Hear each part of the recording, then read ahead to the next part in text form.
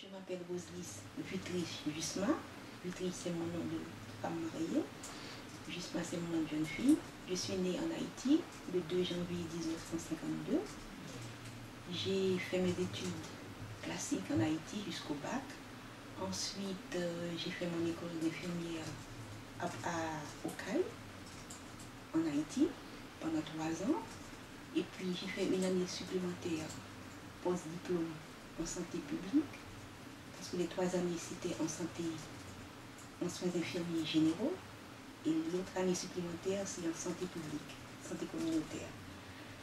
Je suis venue en Suisse en 1982 et j'ai travaillé dans le Jura bernois, à Moutier, dans un hôpital de district du canton de Berne, francophone. Je suis restée 4 ans à Moutier. Après, je suis rentrée sur Genève, où j'ai travaillé dans une maison pour handicapés. Après, j'ai intégré l'hôpital cantonal, où j'ai travaillé pendant 2 ans en service de gynécologie. Après, j'ai fait une formation en soins maternels et infantiles et j'ai travaillé en pédiatrie. Puis après, à l'université de Genève, j'ai fait de nouveau une formation de santé publique, santé communautaire. Et en août 2000, j'ai intégré l'organisation.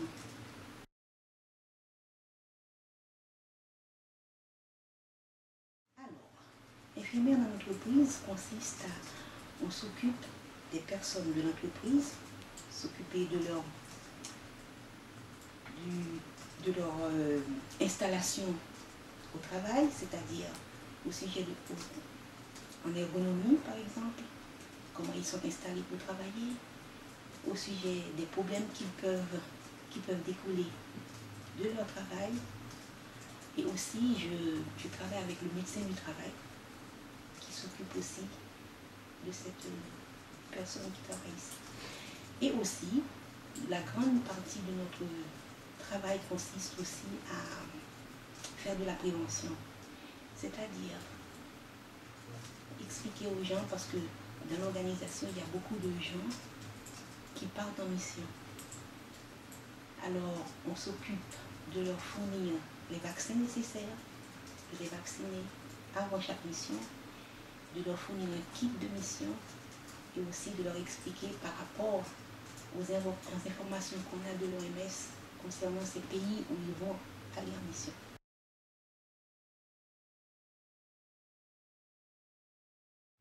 Au départ, j'ai surtout pour s'occuper des autres. Déjà gamin, j'avais des frères et sœurs, je m'occupais d'eux. Et je me suis dit, bon, déjà enfant, mes parents me disaient que je disais, en discutant avec eux, que je voulais être infirmière. Et c'est comme ça que j'ai suivi ma voie.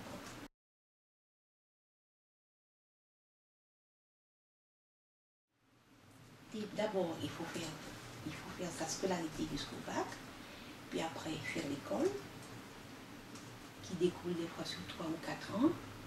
Ensuite, faire une spécialité, comme j'ai fait en santé communautaire ou santé publique.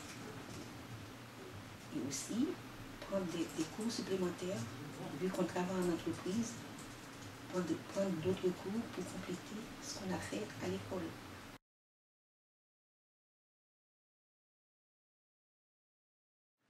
Le côté positif du travail, c'est que dans l'entreprise, vu que c'est international, on voit pas mal de gens, pas mal de nationalités, et aussi on peut discuter, on a le monde devant soi, en fait, sans se déplacer.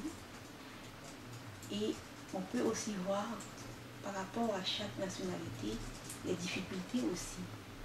Chaque personne représente un pays. Et par rapport aux discussions qu'on a avec eux, on peut voir qu'est-ce qui se passe aussi sans se déplacer, qu'est-ce qui se passe dans ce pays.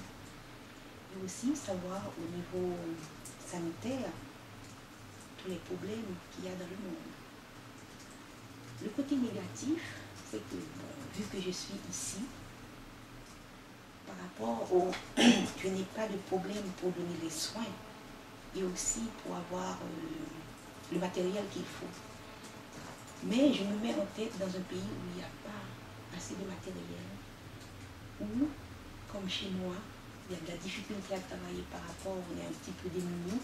C'est ça dans ma tête, mais pas que je sois...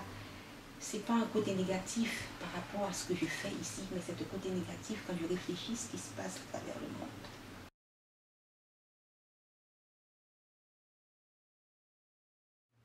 Bon, le projet déjà de quitter son pays pour rentrer ici, c'était un projet qui me menait dans la tête, qui me fascinait, et le fait d'arriver sur place, de pouvoir concrétiser ce projet, c'était extraordinaire pour moi. Et de voir la différence qu'il y a aussi entre donner des soins dans un pays sous-développé et donner des soins dans un pays hyper développé. Et ça m'a motivé aussi à apprendre plus. Parce qu'on n'est jamais à court de connaissances.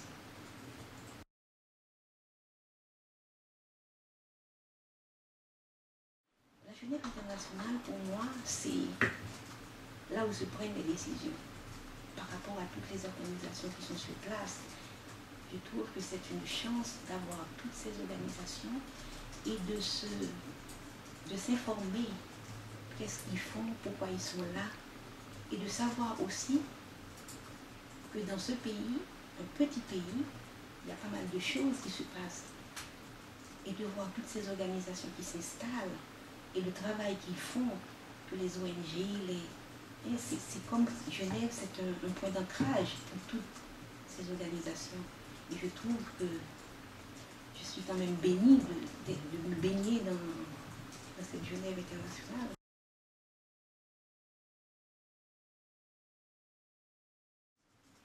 Tout d'abord, je dirais à ces jeunes qu'il faut déjà avoir un bon cursus scolaire, déjà s'intéresser à tout ce qui se passe dans leur commune, s'intégrer, s'engager, et puis après voir où ils peuvent s'engager sur la Genève internationale, soit avoir une carrière diplomatique, soit aussi s'engager avec un ONG, mais de faire un travail qui leur plaise.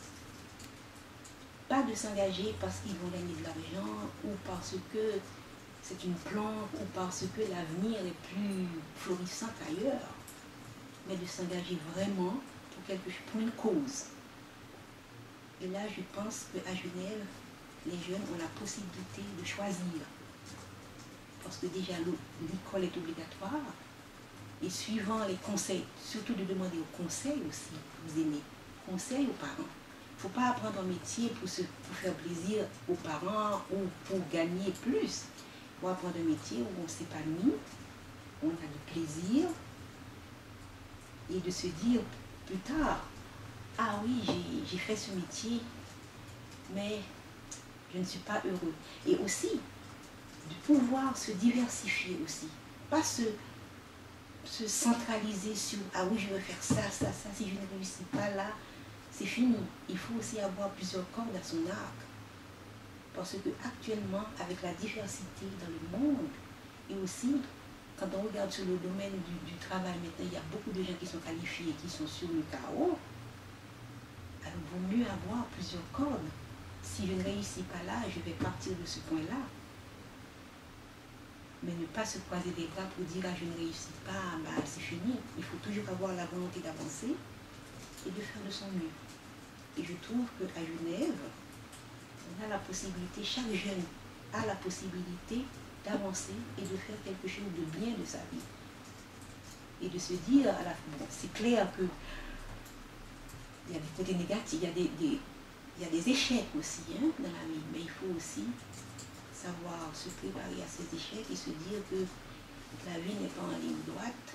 On peut aussi des fois faire comme ça, faire des détours, mais quand même arriver au point où on s'est fixé. Il faut se fixer des objectifs dans la vie. Même à 15, 16, 17 ans, on doit se fixer des objectifs. Et en regardant toujours à ces objectifs.